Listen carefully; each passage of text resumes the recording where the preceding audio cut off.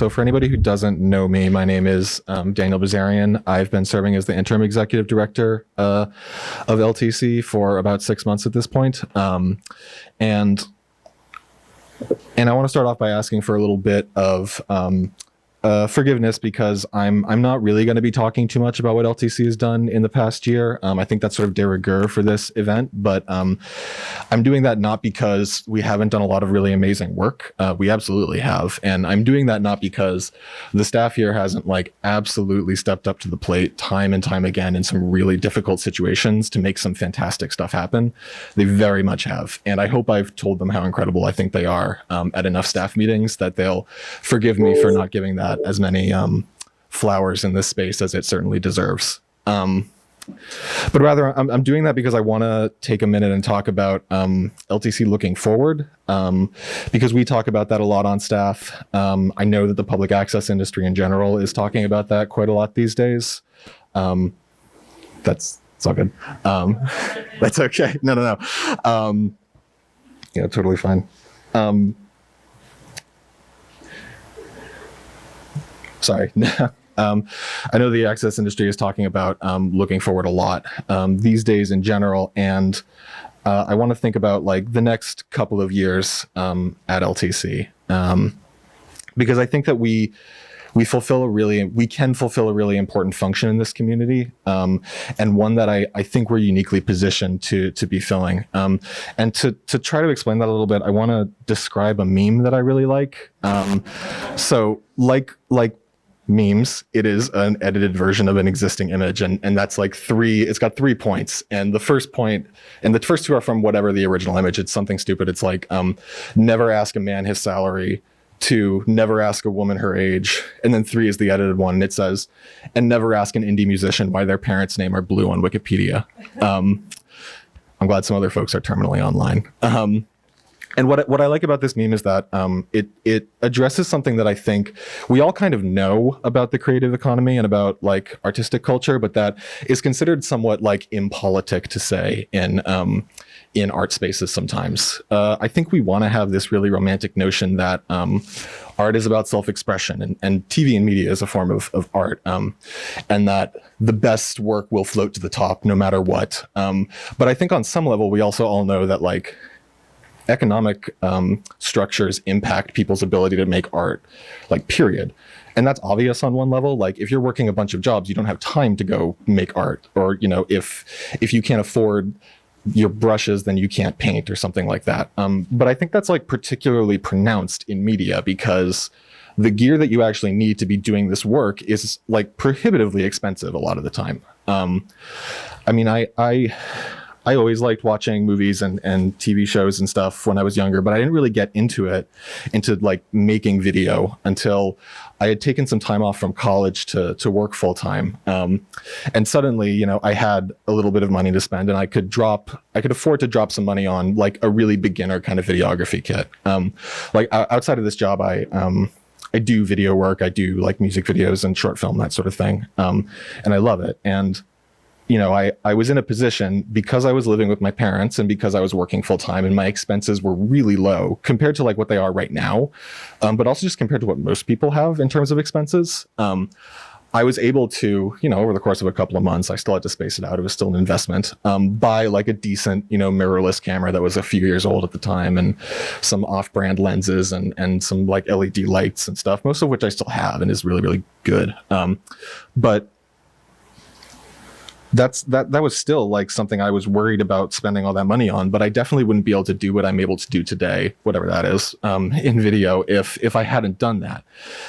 And that's, I think, where LTC comes in, because most people aren't able to do that. The vast majority of people can't afford to drop that much money on something out of nowhere and still make rent, or still make their car payments, or still make their student debt payments, or still pay for their kids' food and diapers and that sort of thing. And what LTC does, like fundamentally, is that we take money from Comcast, which is a giant company that probably makes millions for its shareholders, and we use that stuff to buy cameras so people can do this work. We use that to buy cameras that people couldn't otherwise afford for themselves to do this. And we leverage our stability that we have because of our relationship with the city of Lowell to keep this institution going and allow people to come in and make use of those resources.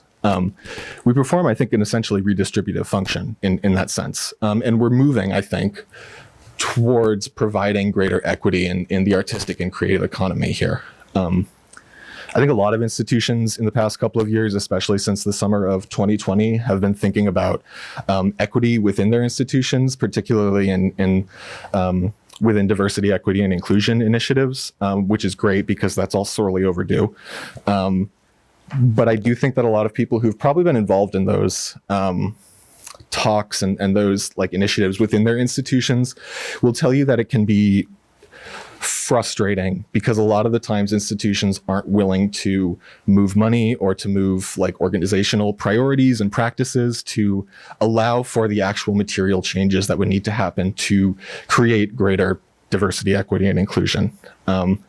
And this is why I think LTC is unique in the nonprofit sphere in Lowell. We're not primarily donor funded. We do have donations and we appreciate them, but we're primarily funded by, again, this legal mechanism. Comcast is required to give that money to the city if somebody wants to have a public access station. And then we can make use of that for exactly what I'm talking about. And I think that the goal of that has to be like, or our goal moving forward, I think, has to be acknowledging the allowances of that fundamental like funding structure and making sure that we are making full use of what we can do as a redistributive organization here. I mean, what does that mean, right, looking forward? I think, well, part of that is going to mean just like looking at our bylaws and saying like, okay, what here is presenting a barrier to entry for people in the community, like on an economic level? What here is going to stop somebody from participating when they could otherwise? And I think some of it is going to look like, I think some of it's going to look like sort of what we've all been talking about, like board recruiting from the artistic communities here in Lowell. I mean, especially from artists of color and especially from queer and transgender artists, because, you know, if we're talking about economic disparities in relationship to access to media, then we have to acknowledge that our economy is racialized and it is gendered, and we need to be grown-ups and say that like that impacts who has access to these things, and that has to impact who we can who we should be looking to make decisions about how this organization moves going forward. And I think that's the major thing that I wanted to say here tonight, because I have a lot of belief in this organization, and I've put a lot of time into this organization. And I just think that the goal moving forward is that for public access in general and for LTC in particular, filmmaking and video art and TV is not just for rich kids anymore. Thank you.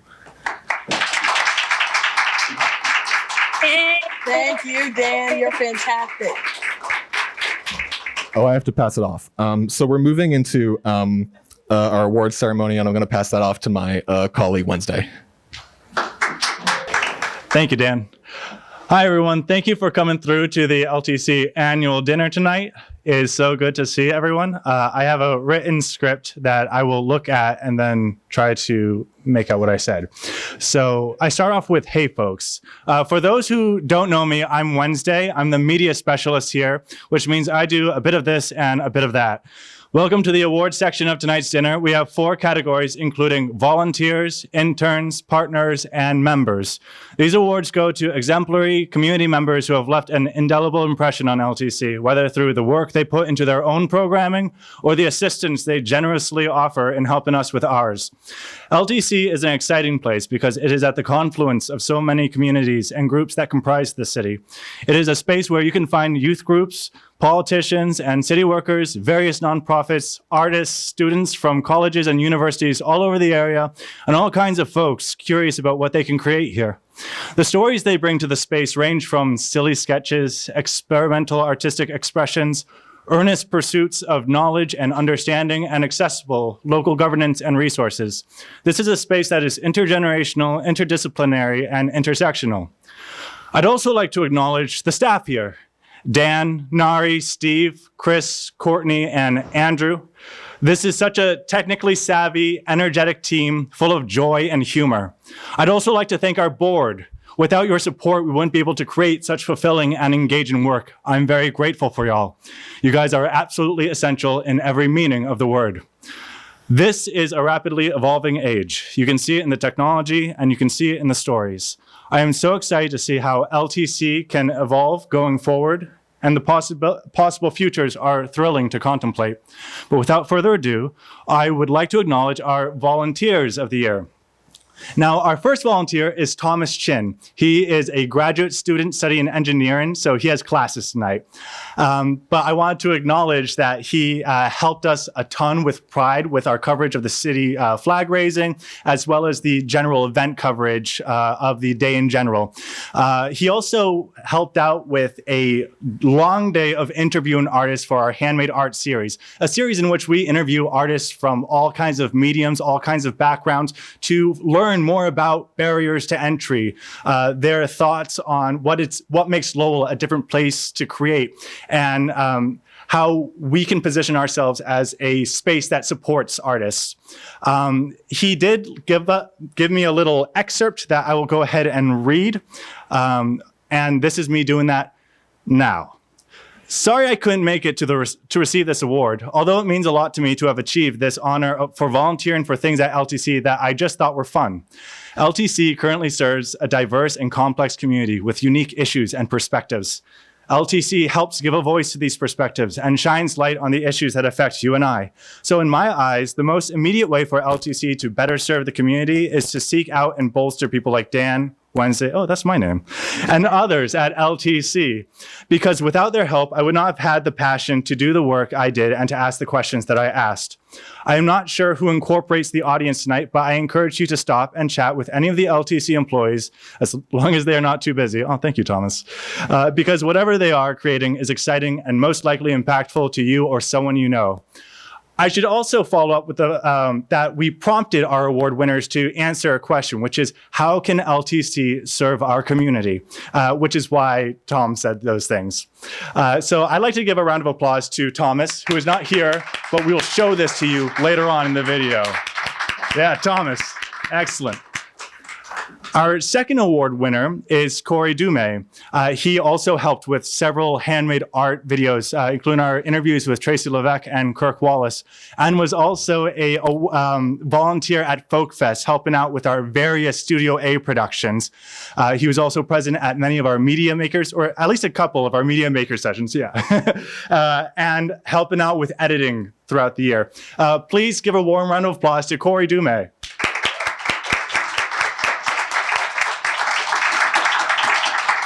Thank you, Wednesday. Thank you, everyone. Wednesday hit me with a prompt of how LTC can better serve the community and how it can continue to help. And I think I couldn't say any better than Dan or you, just highlighting opportunities in the environment. And I mean, I'm just happy to help. I mean, everybody who has helped me, I've come in here, wanted, has not been bothered. So thank you very much.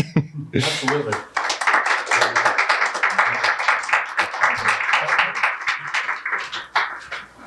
Excellent. Those are a couple of our volunteers for the year. I am going to pass it off to Courtney now, who will be giving awards to our interns of the year. Courtney. I also prepared a speech because I can't, wing it. Before I do that, I'm actually going to wing it real quick. I lied. But pretty much before I start this, I just do want to say working at LTC has been the best job, hands down, that I've ever worked. I'm very thankful for the staff, for my coworkers, my bosses who I work with and work for, and just really, and the board as well, and our members. I mean, I worked so many different jobs before I got into media, and I'm very lucky that I got into a field I love. But yeah, just I'm forever grateful, and you guys make it worth waking up every day. So thank you. All right, so here, thank you. All right, so here's my prepared script now. Okay. There are not enough words to describe how grateful I am for our interns of LTC. And I'm actually saying that from the bottom of my heart, not just because it's on a script. We've had the honor to work with interns from institutions such as the University of Massachusetts Lowell, Middlesex Community College, Endicott College, Fitchburg State University, I wrote this one. This one's not true. Toadblatt School of Sorcery. Today, I have the privilege to present the Outstanding Intern Award to two of our past and present interns. The first Outstanding Intern Award goes to current LTC intern Vanessa Bazile.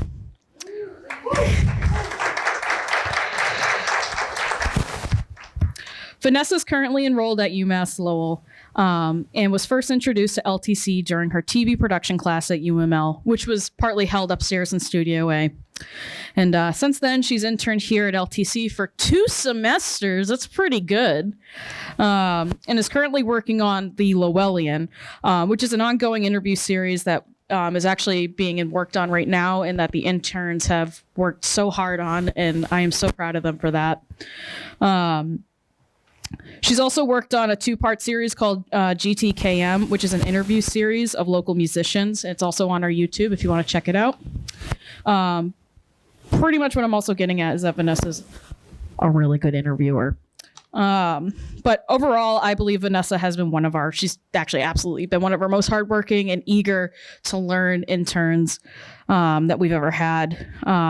But yeah, so Vanessa, thank you so much for everything you've done here at LTC and for everything you continue to do. If we could please give her a round of applause. And Vanessa, head on up. Hi. I'm not like a speech giver, so thank you, Courtney, and thank you to Wednesday and Dan and everyone that kind of helped me get my start here.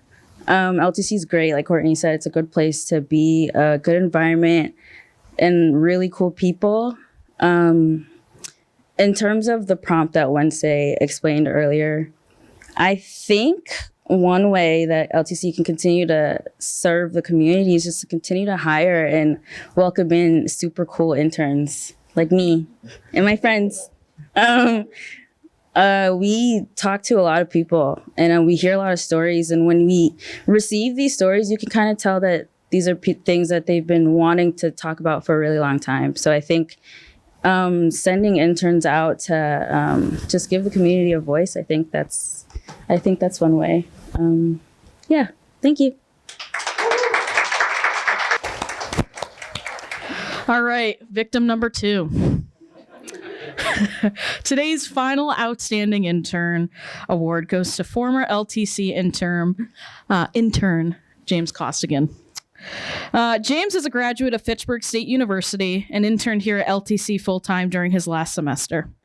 During his internship, James shot and edited several interviews for LTC's artisan interview series, Handmade Art, as well as created some peculiar and questionable channel bumpers for channels 8 and 95. And for the sake of transparency, I should mention that James was subjected to many shenanigans during his internship, such as redacted and redacted.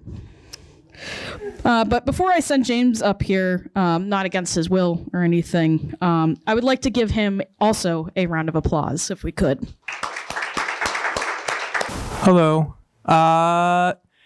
Working here was great for when I was here as an intern. I really feel like I really came into my own with building my skill set from college. And I think it's a great place as well, too, because despite with things like YouTube out there where anyone can post anything anywhere, I think that being just having a place for Lowell specifically for that image is great, because Lowell, from what I've just seen, is just such a wonderful, full of like different aspects, diverse place, and something that they have that's their voice, I think is really important about this place. And the staff here is really great. And I think there are great aspects of interacting with them that you don't get from just posting things online and all that stuff. Thank you. Thank you so much, James. Wonderful intern. Thank you. And before I pass this off, I just want to say, like, just for all of our interns, you guys have been awesome. Like, seriously awesome. Like, fun to like work with, and just like also so eager to learn and whatnot. And I don't know, if we can get another round of applause, but for all of our interns, both past and present, fantastic, really. You guys are so creative with what you do. But thank you guys. I'm going to pass it off to Dan now. All right. Here you go. Cool. So the next two awards are going to organizations or groups of people that we've had the privilege of partnering with throughout the year. The first is going to the Free Soil Arts Collective. I'm sure the majority of you are familiar with their work, doing theatrical and other media productions, highlighting the work of artists of color and Black artists in the Lowell area, bringing that work the attention that it deserves.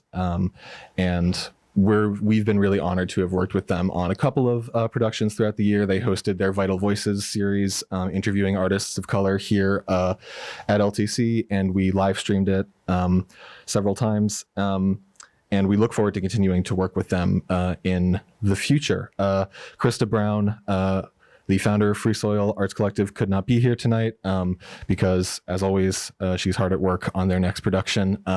They're doing a production of a play called The Cookie Referendum, written by Raysam Donko-Ham, and that is going to be going up tomorrow and the day after. And everybody should come see it. It's at the Butler Middle School. You can look it up online, The Cookie Referendum. So I'm just going to take that award and give it to them there because I'm helping with light and sound for that. So, yeah. This is their award. And the next award is going out to the Lowell High School Digital Media Club, who we, again, have been really honored to work with on a couple of productions. We've brought them in as crew on several things that we've done throughout the year. I mean, including, and this is just on my mind because we're doing it again soon and we're bringing them in for it again, the City of Lights Parade, the Lowell City of Lights Parade. They were an absolutely invaluable and super energetic crew working on that. I was able to work with them on that last year, and I'm really, really pumped to be working with them again this year for it. And they've also hosted a number of their club meetings here at LTC, working with Courtney and using our studios and the other equipment around here to do some really, really great work. And accepting the award on their behalf is Kevin Wetmore, someone who, again, we've been really privileged to work with throughout the year. Here you go. Thank you. Yeah, please. Hey, everybody. Thanks so much. It's such an honor. And thanks to LTC for being such a great resource for our kids as well, especially to Courtney, who's done amazing work with them. I think that the best way for LTC to continue to serve the community is to just be a great place for accessible education. And I think that's really the value of public access and community media. I got started learning at community media. That was the first time I learned how to edit or touch a camera. And especially like for our youth, I think it's just really valuable to have a place to come learn and experiment and explore that's like outside of the high school classroom. So this is just such an awesome resource for that. And I can't wait to continue working with you here. Thanks so much, Dan. Thank you. And with that, I'm going to turn it over to my colleague, Chris McNeil, to present the last two awards of the evening. Chris. Thank you. I, too, am going to dishonor my heroes, Miles Davis and John Coltrane, and be reading a prepared statement. So this is the first time I've addressed a crowd since we did the panel on discrimination. So I'm so happy to be talking about something celebratory rather than, awful disease that plagues us as a society. It's a, great time to be here. I'm going to be giving out our final two awards tonight.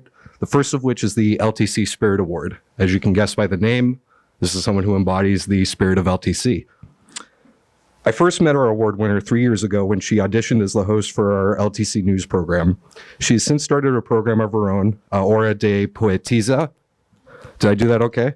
Okay. I took 6 years of Spanish. My Porto is a little bit, Mets, so thank you. It's a weekly Portuguese language show on Channel 95 that just released its 33rd episode today, so congratulations on that. That's not all, though. This year, with only a single field production class under her belt, she produced our coverage of Winterfest and did a really great job at that. And then if that wasn't enough, she honored her Portuguese community, or her Brazilian community in Lowell, with the flag raising they had at City Hall in September. She hosted that. So on behalf of everyone here at LTC, it's my distinct pleasure to present this LTC Spirit Award to Alessandra Fisher. All right, thank you. Very short. So it's an honor. I really appreciate. I think this is a great space for us. And it's an honor for me to be here representing my community. And it's hard for me, I get emotional. But this is an environment that invites you to be creative and explore and engages you in a way that's very impressive. And I'm very lucky to have all of you, the friends and family that I feel that you are part of my family. So thank you. And I want to say that the way I can see moving forward is like having more support for artists like me and promoting our show and offering more of this opportunity to the BIPOC artists in our community, in schools, and like promoting, outreaching. It's the way I see it. And if I can help, I'm here for it. Thank you so much. So now on to our final award, the Big Enchilada Lifetime Achievement. And it's worth mentioning to the award winner, before I get into this, just because you're getting a Lifetime Achievement Award tonight, please don't stop achieving here. We love you. Stick around. Our winner has been producing her show, Colores Latinos, for over a decade now, which makes it one of the longest running shows that we have here at the station. And definitely something worth acknowledging. She also helped us out greatly with our last round of municipal candidate forums, asking questions with former Lowell Sun Enterprise editor Chris Scott for our at-large in Districts 1 and 8 sessions, as well as doing a Spanish language E&G work for our Folk Fest coverage. And it's worth mentioning, I only started working here in 2019, so keep in mind this person has done a lot more than I even know about to speak of. So, you know, they definitely earned it tonight.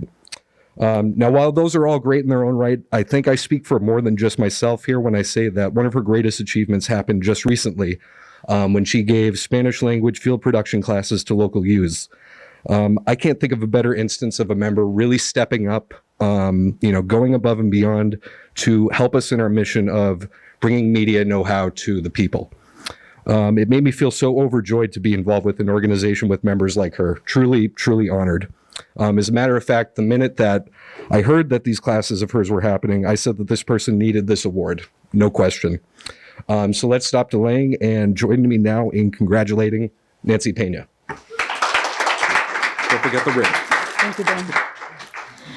Well, good evening, everybody. Buenas noches. It is an honor for me to have this lifetime achievement for the second time. The first time was 5 years ago when I have 5 years working at LTC.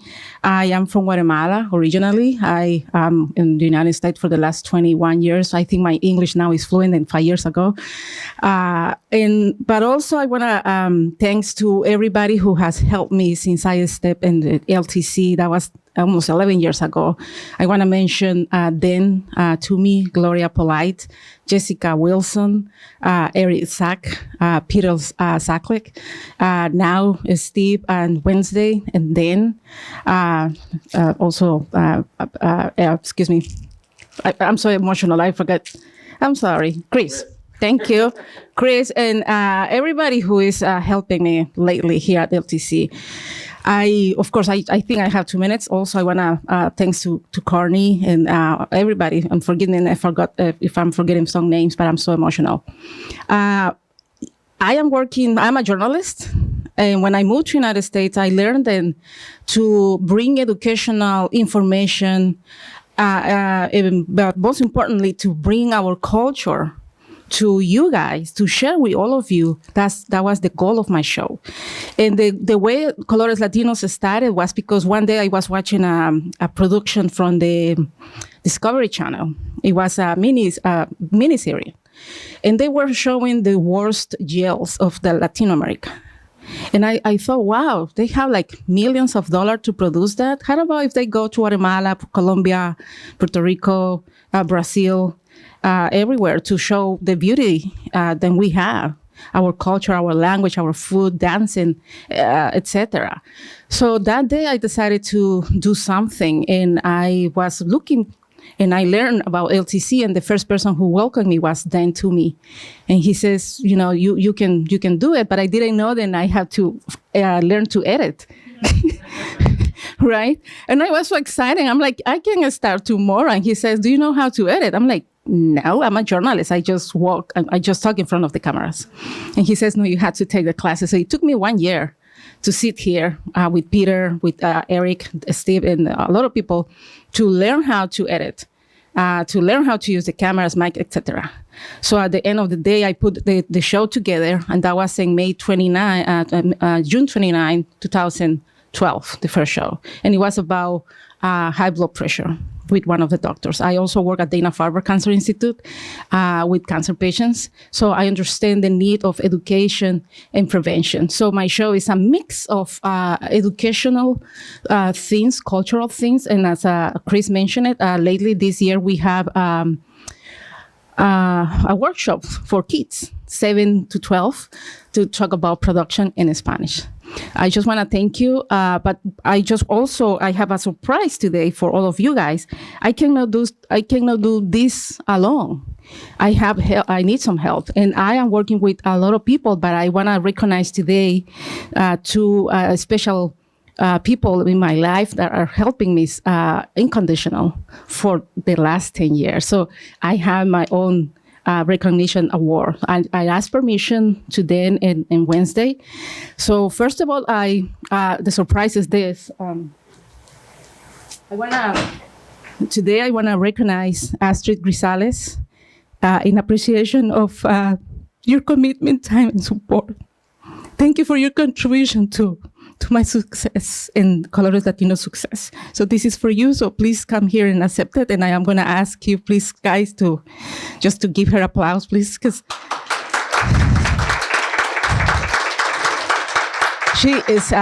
Astrid is from Colombia, my partner in crime, good friend, a volunteer. So without you, thank you. Without you, I can do this because she's helping with the cameras, with sound, the tripods, etc. So this is for you. And also, I wanna recognize. I'm sorry. I want to recognize for the last 10 years of Outstanding Volunteer Award to Steve Mannock. So thank you, Steve, for in appreciation your commitment, time, and support.